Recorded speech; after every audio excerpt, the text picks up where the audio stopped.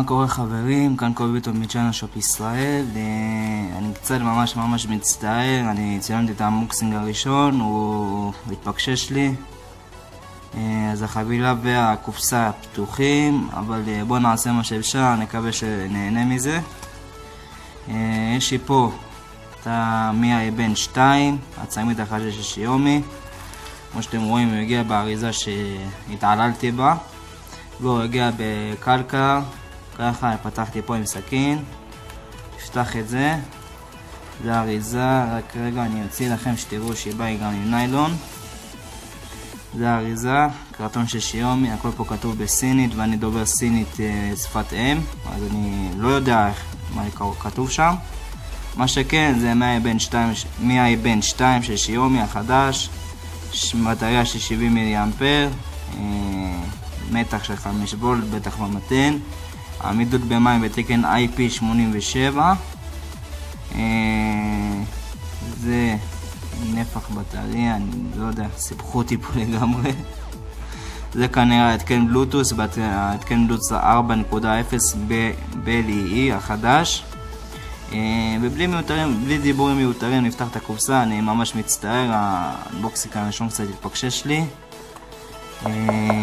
אני מבטיח לכם שהוציא סקירה איכותית ביותר לצמיד. אני אעשה את כל המאמצים שלי להוציא סקירה כמה שיותר איכותית, אז ככה שתוכלו לשאול אותי מה שאתם רוצים ואני אענה לכם בסקירה.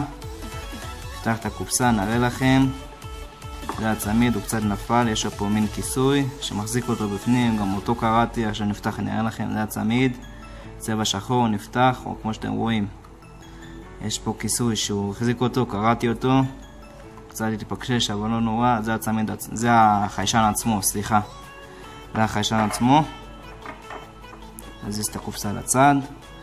יש פה את הרצועה של הצמיד ככה, ופה יש מין כיס קטן. פה יש את המטען של הצמיד, זה לא מיקרו USB, פה זה מיקרו, כמו שאתם רואים זה USB רגיל. פה יש את הפינים של הצמיד, פה סימן של שיומי, יפה מאוד. עכשיו רמת העיקרון, יש לצמיד מסך של 2.4 אינץ', כפתור מגע, חיישן דפיקות לב. בואו נשים את זה על הרצועה, נראה לכם קצת. נשים את זה ככה, יפה מאוד. אפשר להכניס את זה גם מהצד השני, כל אחד איך שנוח לו. נסדר את זה קצת, יפה מאוד, ככה הוא נראה. הצמיד כרגע בלי בטריה, מבטיח לכם שעושה סקירה איכותית, ככה הוא נראה על היד. צמיד ממש איכותי, ממש יפה. אני אתין אותו קצת, אני אעלה תמונות לעמוד הפייסבוק ולקבוצה, אז תדאגו לעשות לייק ושיתוף לקבוצה שלנו. בקרוב מאוד תיתכן הגרלה, יהיה אנבוקסינגים נוספים ומעניינים, אני מבטיח לכם, ונחכה לסקירה. אז כאן קובי ביטון מצ'אנל שופ ישראל, תודה רבה שצפיתם ונדבר.